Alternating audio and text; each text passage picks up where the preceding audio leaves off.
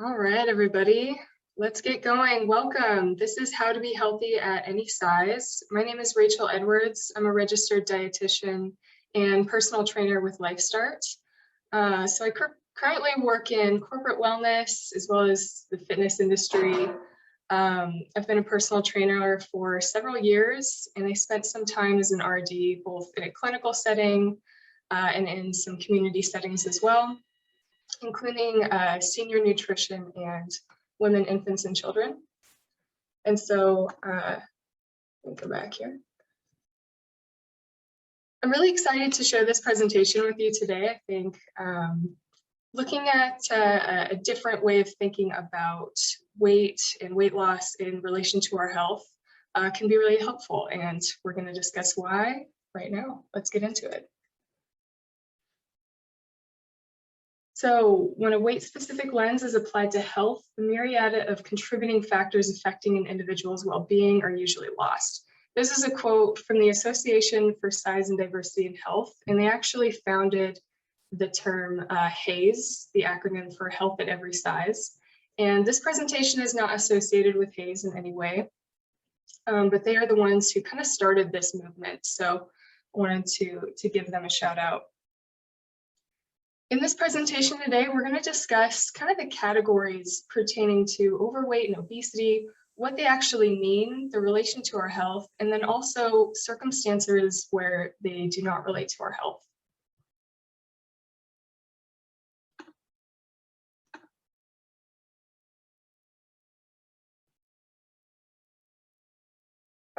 There we go. Make sure I can move my slides here. So there is a little bit of controversy around this topic, so I want to address that a little bit. I think there's a fear from many people, health professionals included, that when we think of health at every size, it can become an excuse not to address a health concern. And I hope what you take away from this presentation is actually the opposite of that. I think addressing healthy habits doesn't need to be focused on weight loss, because ultimately healthy habits are the goal. Right? You can lose 50 pounds, but if you haven't developed good habits, any health outcome will ultimately be lost, assuming there even was a positive outcome to begin with, which isn't always the case. And I'll go into some examples of this later. This presentation is not about ignoring science. It's really about acknowledging that weight is not always associated with health status. And then we're going to provide a different set of tools and a way of thinking about weight status as well as weight loss today that isn't hyper focused on the number on the scale. And then lastly, prejudice and shaming are never helpful. And sometimes a hyper focus on weight loss, whether it's from friends or peers, diet industry marketing, and even sometimes healthcare professionals, can send the message that weight is associated with our work ethic or our self-worth, which just isn't true. So I hope there's examples in this presentation today that make that clear.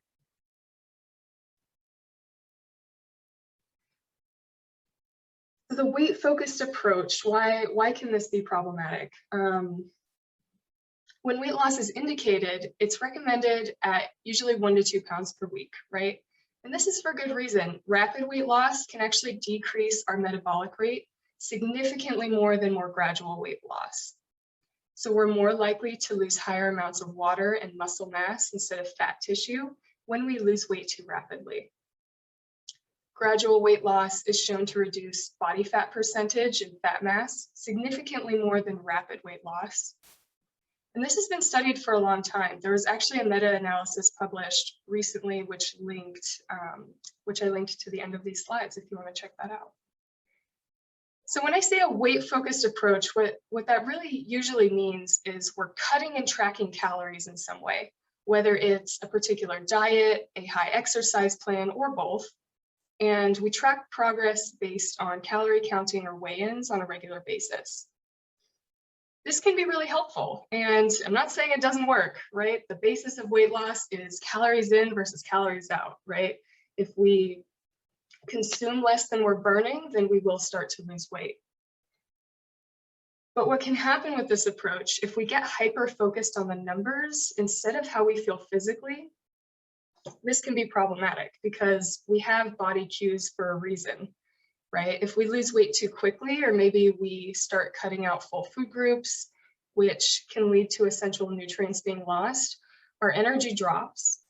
We may start to have joint pain if we're losing muscle too quickly. But because we see the number dropping, we think this is a good thing, right?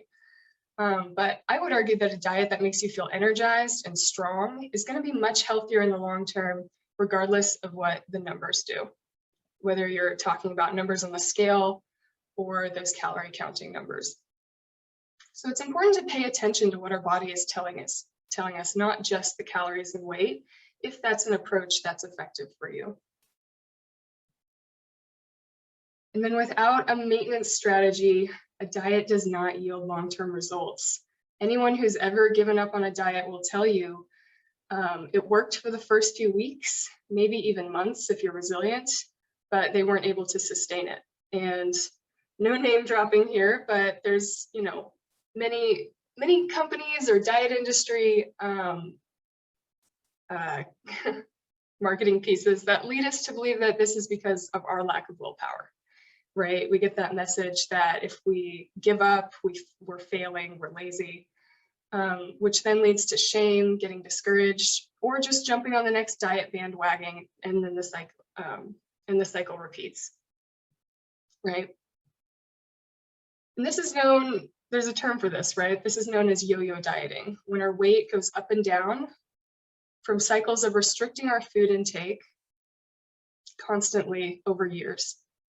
And this can contribute to poor health outcomes because when we get off a diet, often we end up gaining more weight than we started with due to that drop in resting metabolic rate, which doesn't always happen, especially if we're combining exercise with our diet, then we can maintain that metabolic rate a little better.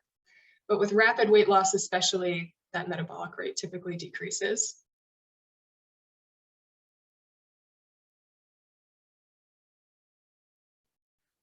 That's where that weight-focused approach can be problematic, right?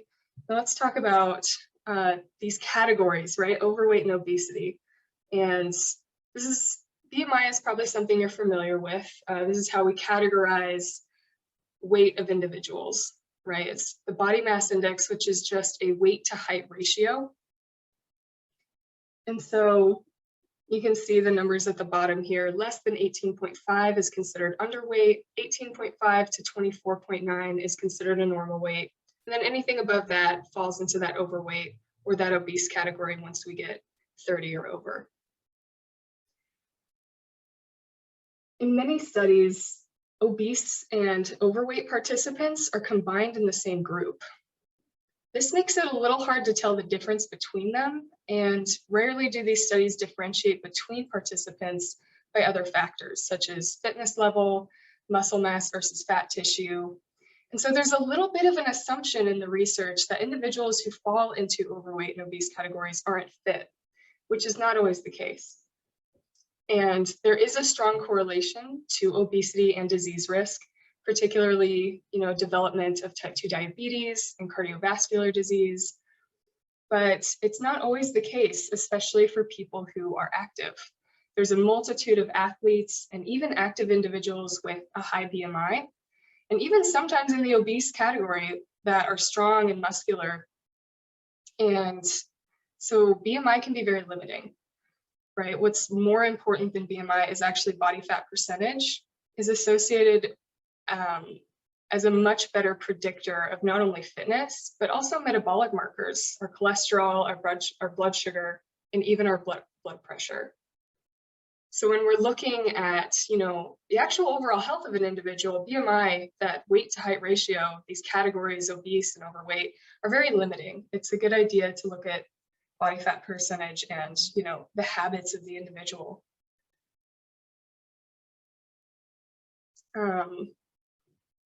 And so body fat percentage can also be high in people of a normal weight. If you've ever heard the term skinny fat, that's what this is referring to.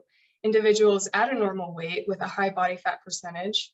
And these individuals are also at increased risk of developing high cholesterol, high blood sugar, cardiovascular, and other diseases. And it's far more associated with that body fat percentage than the actual weight, because like I said, they're in a normal weight category. So this just brings us back to the point that it's ultimately about our habits that make the difference in our health, not just where our weight is at.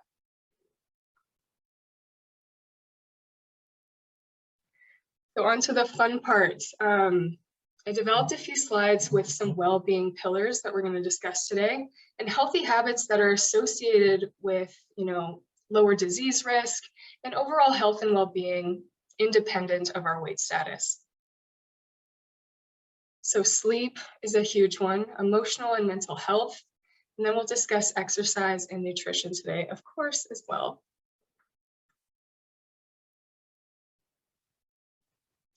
So for sleep, the numbers get a little shifted depending on what studies you're looking at, but usually it's somewhere in that 7 to 9 hours range is what's recommended every night.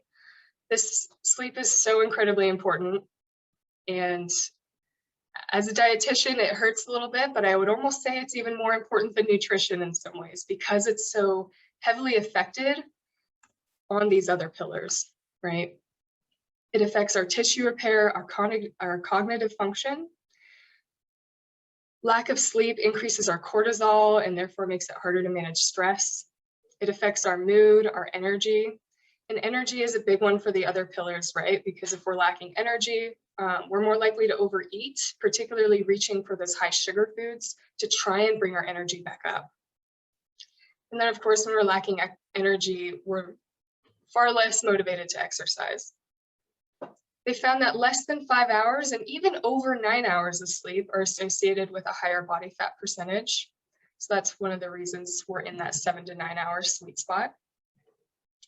And then a couple of tips if sleep is something that you struggle with, having a dark room, blackout curtains, a cool temperature at night, less than 80 degrees, limiting screen time before bed, limiting sugar, caffeine, and alcohol later in the day can be really helpful for improving our overall sleep time as well as our sleep quality. Developing a sleep hygiene routine. So this could be yoga, meditation, anything that kind of helps you decompress and tell your body that it's time to relax.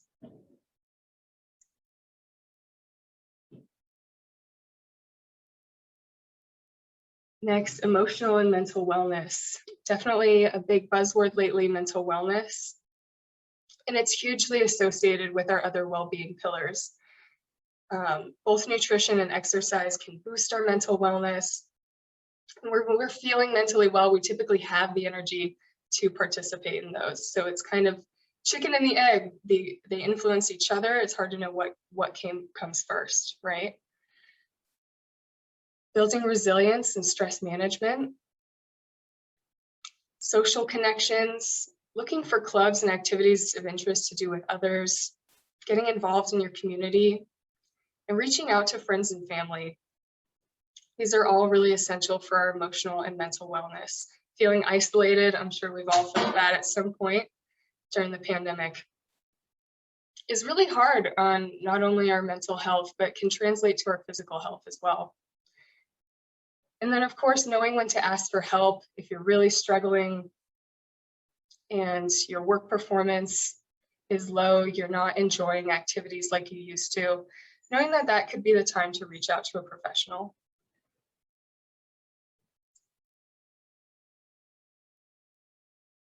Exercise. So first and foremost, the most important thing with exercise is finding movement that you enjoy and you can sustain. Because exercising for a short period of time doesn't have nearly the same health benefits as if we can do something over weeks and months and years of our life. So for overall health, a great goal to reach for is 75 minutes of vigorous or 150 minutes of moderate intensity aerobic exercise every week. Aerobic exercise being our cardio, right? So this could be walking, running, cycling, HIIT classes, dancing, really anything that gets your heart rate elevated for a sustained period of time. Strength training is essential for maintaining our muscle.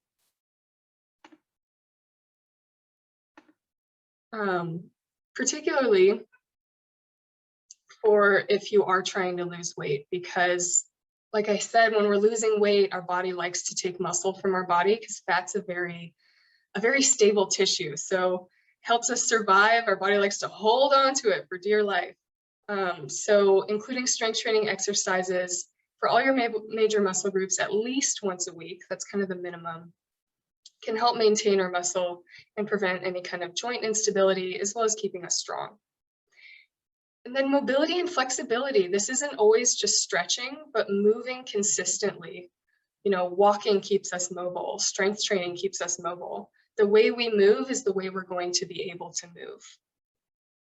And then, of course, stretching is included in this as well. Active stretching, like yoga, is even found to have additional benefits beyond static stretching, which is just holding a stretch for a period of time. So when it comes to exercise, try out different things. If exercise isn't something you've always been into, try different classes, different gyms, personal training. All of these can be a great option to get involved. It's also a good way to make social connections, right? We can get our friends, our family involved, get a workout buddy, go to that same class, and we start to build relationships with the people that are interested in those same activities. And nutrition. This is probably the question I get most commonly. How much fat, protein, and carbohydrates should I be eating? And it really is a pretty wide range depending on your lifestyle, what kind of diet you follow, and your activity levels. So somewhere around 30 to 40% of our calories from fat, 10 to 25% from protein, 40 to 60 from carbohydrates is typically a healthy range that we fall into. Fiber is underestimated. It's incredibly important for our gut health, which is related to our mood, our immunity, as well as maintaining a healthy body weight. So making sure we're getting typically 25 grams or more fiber for women, 35 grams or more fiber for men. 5 to 9 servings of fruits and vegetables. And then I have just a couple examples of what a serving would be considered. 1 cup of raw vegetables, half a cup cooked, or kind of the size of a baseball if we're looking at a serving of fruit.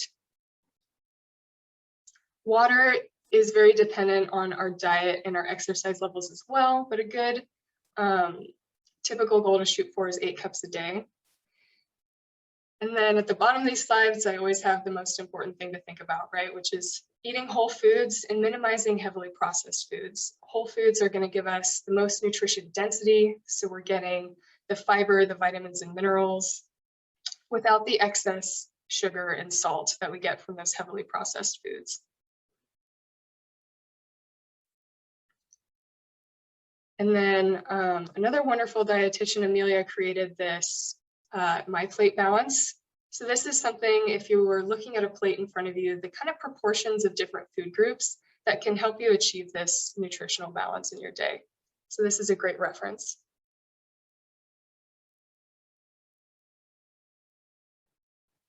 In mindful eating, we're in a fast-paced society, right? Multitasking is really easy to do. And so mindful eating is just another approach to creating healthy eating habits. It focuses on appreciating the experience of food and bringing awareness to what we're eating instead of putting rules around it. Putting rules around what's okay and what isn't, which is what most diets do, right? They tell us exactly what calories to eat, what food groups to eat, and what not to eat. So there's an exercise that they do where you think of something you really enjoy. I think of a pot of soup. And you start with the sensations of it, right?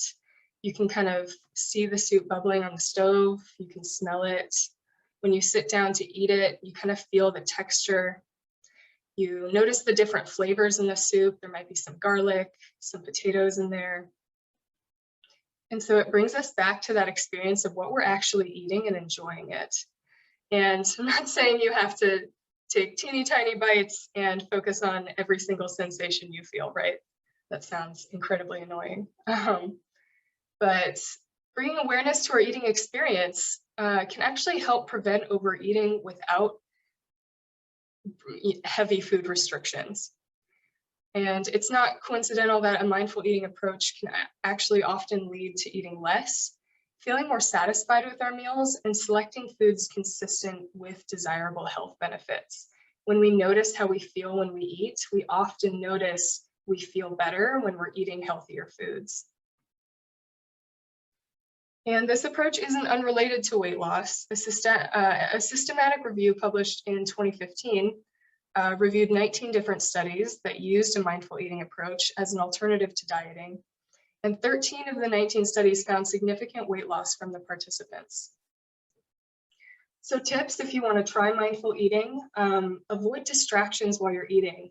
Don't watch TV. Try and savor the food and actually participate in that experience of eating, right? Notice the flavors, notice the smells, notice how it makes you feel when you're done eating, that physical feeling of, do I feel energized? Do I feel satisfied? Eat the things you enjoy. If it's a super dry, flavorless piece of chicken, then we're probably not going to feel satisfied with that, right? And we're going to want something else. So eat the things you enjoy. Eating slowly and frequently, really about listening to our hunger cues, right? Try not to, wait so long to eat that we're ravenous by the time we're eating, and it's much harder to slow down and enjoy what we're eating if we get to that point. And some people like to keep a mindful eating journal, writing down different foods and how it made them feel at the end of the day, and mostly focusing on the physical feelings, right?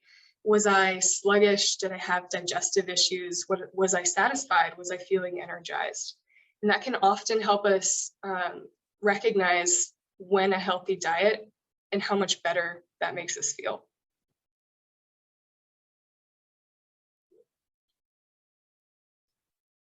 So the pillars connect.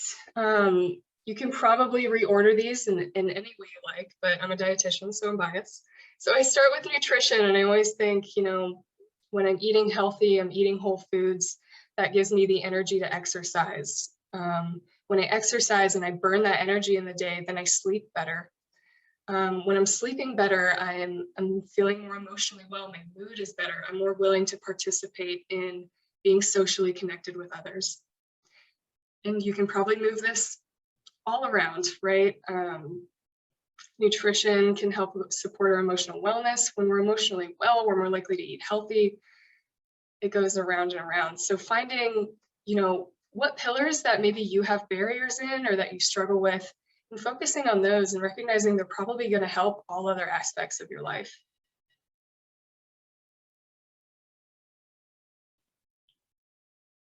So in summary, our weight status is not always associated with our health, and particularly with rapid weight loss, there's not always healthy outcomes there. So if you are trying to lose weight, making sure it's at a gradual weight, no more than 2 pounds per week. There's other methods to improve your health and even to lose weight, if that's a reasonable goal for you, other than counting calories and weighing in. Mindful eating can be a really effective tool to add to your tool belt. Shame and prejudice are never helpful if we're constantly feeling discouraged and down and feeling like we failed at a diet. It's not necessarily that you failed at a diet. Maybe it wasn't the right diet for you, or maybe it was cutting out too many food groups. And then focusing on the pillars of wellness, sleep, social connections, all of this has a factor in our well-being. It's not just all about nutrition and exercise.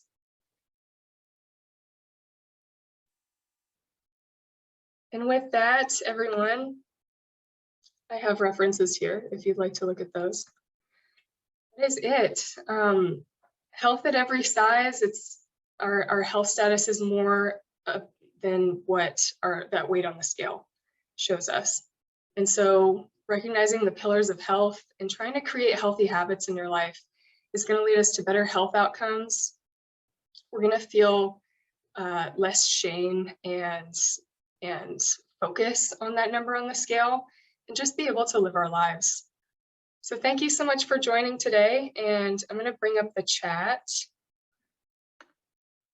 Do I have any tips for getting past the clean your plate mentality? Oh yes, I grew up with that as well, where our parents told us to clean our plate, right? To finish everything on our plate, which can kind of bring us away from listening to our hunger cues. And so tips for getting past the clean your plate mentality, I would say mindful eating is really, really helpful for that. Focusing on, instead of the food that's in front of you and the fact that you should finish it, thinking about how it's making you feel. Am I still hungry? Am I feeling satisfied? Am I enjoying what I'm eating? And we're way less likely to overeat and end up cleaning our plate when we don't necessarily need to. If I really wanted to eat a big meal, is it better to do so at dinner, at lunch, or at breakfast? Oh, it's a great question. I typically recommend smaller, more frequent meals throughout the day, right? But if you were someone who, maybe you have a really busy lifestyle and you tend to work better with just one larger meal a day, I would say pick breakfast or lunch, just because a bigger meal at the end of the day is more likely to affect your sleep when we're still busy digesting those nutrients. Is the calorie readout on an exercise machine, treadmill, bicycle, elliptical, helpful or harmful? I think it depends on what your goals are. If you're someone who really likes the numbers tracking and you find that that's helpful for you, then it can be helpful. The calories aren't always completely accurate because how many calories we burn goes into an equation, and it's based on the amount of mass that we're moving and the intensity in which we're moving that mass, right? So someone who's heavier is going to burn more calories with 3 steps than someone who's lighter, right? So it's not always perfectly accurate, but it can definitely give us a ballpark of how many calories we're burning. For some people, the numbers aren't always helpful though. If, you find it adds more stress, maybe you don't feel like you burned enough calories than you should have, and it leads you to over-exercise to the point where your knees hurt, then yeah, that can be harmful. So I would say, knowing yourself and recognizing what's helpful for you, and maybe make a dietitian appointment and you can come up with a strategy there. I use an app to record my meals, and sometimes I don't eat 3 to 5 meals in a day, and I get an alert that I may not be eating enough. Oh, promoted the question about calories. Got it. Yeah, the apps, with the calories, it's always an estimation, right? The only way to truly know exactly how many calories you should be eating is something called indirect calorimetry. And it's a machine that they hook you up to, and they measure your CO2 levels to figure out what you're actually burning. It's expensive and it's not done in a whole lot of places. So the apps are a great tool to kind of give us an estimate of calories, right? But it's not an exact science. And so, that's where the body cues really come in, and listening to your hunger and your fullness. And that can give you a really good idea if you're eating enough as well, is looking at that mindful eating piece. Can you elaborate on hunger cues? Yeah, absolutely. If you're already thirsty, are you already late in the game? Are there more subtle cues to be alert for? It's a really good question. Everyone's a little bit different, and there's so many different factors that can affect our hunger cues, right? Including our stress level, how much we've been sleeping is huge. So when listening to our hunger cues, I think some of it is about creating a routine too, and kind of recognizing the days where you feel better and kind of looking at patterns of how you ate. That can be helpful too if the grumbling stomach, isn't always enough to recognize how hungry we are. And sometimes we get so focused on work, right, that we can end up not eating for a really long period of time, and then we don't even realize we're hungry until we're ravenous, right? And so if you're someone who tends to fall into that category, maybe having a couple snacks earlier in the day, having alarms on your phone to remind you when to have a small snack, can be helpful to prevent us from getting to that ravenous point.